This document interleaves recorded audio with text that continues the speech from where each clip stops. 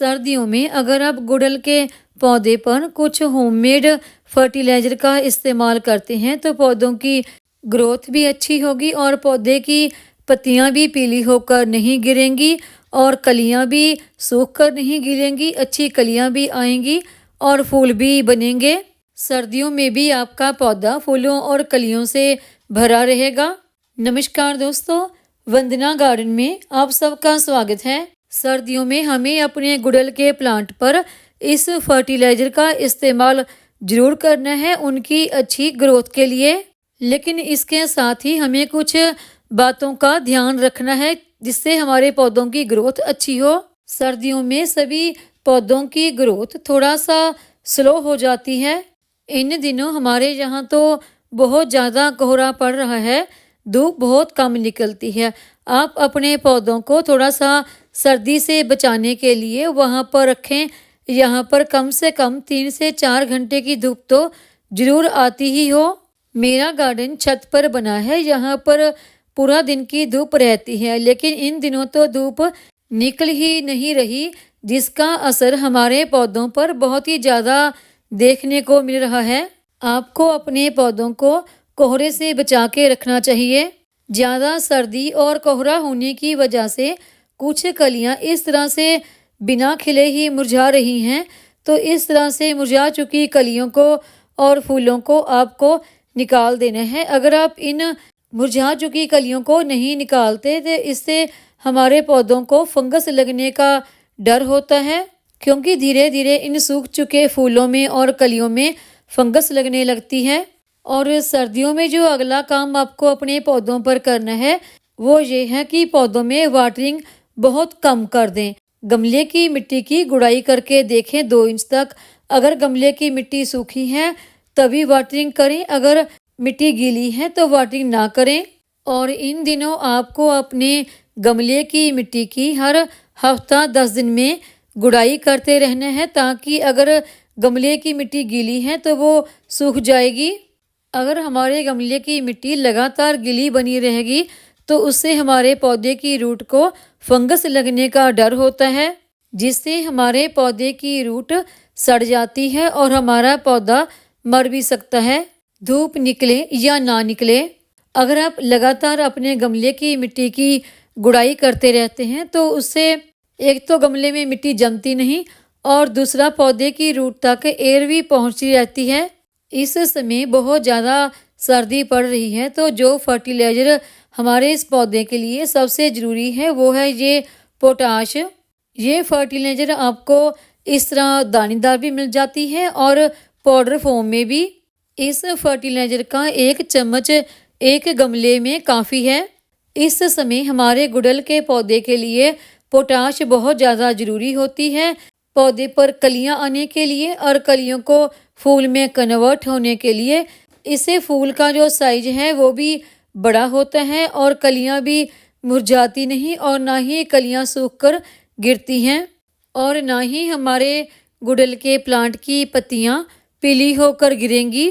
अगर आप इस फर्टिलाइज़र को पानी में मिक्स करके देना चाहें तो उस तरह से भी दे सकते हैं, लेकिन पानी में मिक्स करके तभी दें अगर आपके गमले की मिट्टी पूरी तरह से सूखी है।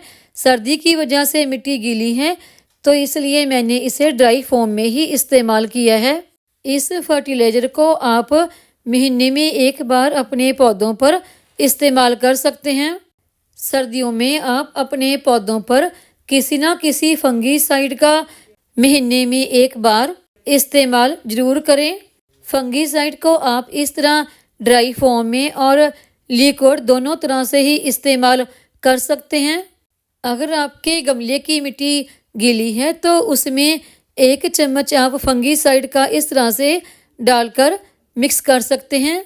अगर मिट्टी ड्राई है तो आप लिक्विड के तौर पर 1 लीटर पानी में 1 चम्मच फंगीसाइड का मिक्स करके गमले की मिट्टी में मिक्स कर सकते हैं। अगर आपके प्लांट पर कोई चींटियाँ वगैरह आ गई हैं या फिर मिलीबग लग गया है तो आप इस लिक्विड फंगीसाइड को अपने प्लांट पर स्प्रे भी कर सकते हैं और गमले की मिट्टी में मिक्स भी कर सकते हैं। दोनों ही तरीके से इस्तेमाल कर सकते हैं। इससे पौधे पर लगी चींटियाँ और मिलीबग दोनों ही दूर होते हैं। ये दोनों ही फर्टिलाइज़र आप किसी सीड वाली शॉप से या फिर ऑनलाइन भी मंगवा सकते हैं। अगर आप ये दोनों ही फर्टिलाइज़र अपने गुड़हल के प्लांट पर इस्तेमाल नहीं करना चाहते तो उसकी जगह पर आप प्याज के कुछ छिलके लीजिए। प्याज के छिलके फंगीसाइड का भी काम करते हैं। प्याज के इन छिलकों में मैग्नीशियम, आयरन, सल्फर और बहुत सारे ऐसे तत्व पाए जाते हैं जो पौधों की ग्रोथ के लिए बहुत ही अच्छे होते हैं। अगर इन प्याज के छिलकों को आप हर 10 से 12 दिन के बाद अपने पौधों पर इस्तेमाल करते हैं तो इससे पौधों को फंगस नहीं लगती और जो पौधे की मिट्टी में कई दफ़ा चींटियाँ वगैरह लग जाती हैं वो भी नहीं लगेंगी। और इसके बाद जो अगली चीज़ हमने अपनी किचन में इस्तेमाल होने वाली लेनी है वो है ये आलू के छिलके। ये मैंने 2 से 3 आलू के छिलके लिए हैं। आलू के छिलकों में भरपूर मात्रा में पोटाशियम पाया जाता है और भी इसमें बहुत सारे पोषक तत्व पाए जाते हैं जो पौधों की ओवरऑल ग्रोथ के लिए बहुत ही अच्छे होते हैं। और जो अगली चीज़ हमने इसमें मिक्स करने के लिए लेनी है वो भी आपको आपकी किचन से ही मिल जाती है और वो है ये चाय की पत्ती। चाय की पत्ती आप इस्तेमाल की गई चाय की पत्ती भी ले सकते हैं और फ्रेश भी। अगर आप इस्तेमाल की गई चाय पत्ती ले रहे हैं तो उसके 2 चम्मच लें। अगर फ्रेश चाय पत्ती इस्तेमाल कर रहे हैं तो उसका 1 चम्मच काफ़ी है। चाय पत्ती में भरपूर मात्रा में नाइट्रोजन पाया जाता है जो हमारे पौधों की ग्रोथ के लिए बहुत ही अच्छा होता है। और अभी हम इसमें 1 लीटर के आसपास पानी डाल देंगे। इस होममेड फर्टिलाइज़र को और ज़्यादा पावरफुल स्ट्रॉन्ग बनाने के लिए एक चीज़ हमने इसमें और इस्तेमाल करनी है जिसमें कि NPK यानी नाइट्रोजन, पोटाशियम, फास्फोरस की भरपूर मात्रा होती है। वो हैं ये केले के छिलके। यहाँ पर मैंने 2 केलों के छिलके इस्तेमाल किए हैं। ये केले के छिलके मैंने सुखा कर लिए हैं। इसकी जगह पर अगर आप फ्रेश केले के छिलके इस्तेमाल करना चाहें तो वो भी कर सकते हैं। और इन सभी को अभी हम पानी में अच्छी तरह से मिक्स कर देंगे और इन्हें ढक्कन लगा के कम से कम 1 दिन के लिए छोड़ देंगे ताकि इन सभी का जो असर है वो पानी में आ जाए।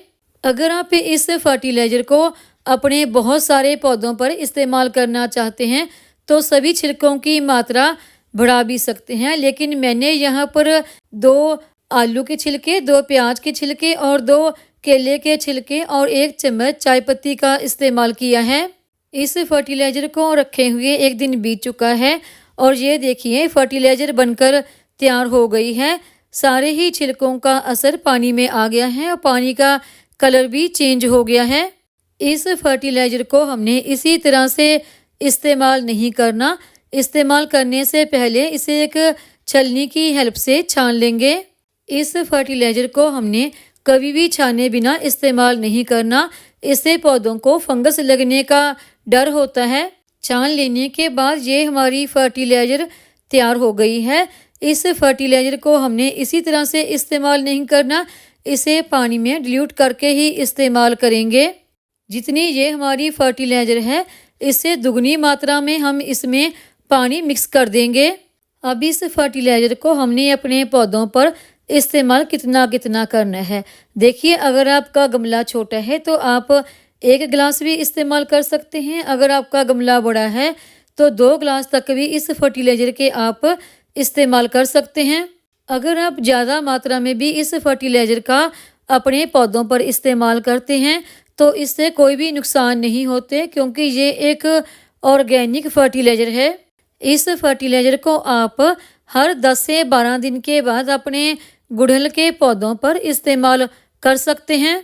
ये ऑर्गेनिक फर्टिलाइज़र आपके पौधों में होने वाली पोटाशियम की कमी के साथ साथ नाइट्रोजन और फास्फोरस की कमी को भी पूरा करती है। सर्दी के मौसम में पौधों को देने के लिए ये सबसे बेस्ट फर्टिलाइज़र है। उम्मीद है आपको मेरी ये जानकारी की वीडियो पसंद आई होगी। वीडियो पसंद आई हो तो वीडियो को लाइक करें, सब्सक्राइब करें, शेयर करें, कमेंट करें, बेल आइकन को ज़रूर दबाएं ताकि मेरी आने वाली हर नई वीडियो का नोटिफिकेशन आपको मिलता रहे।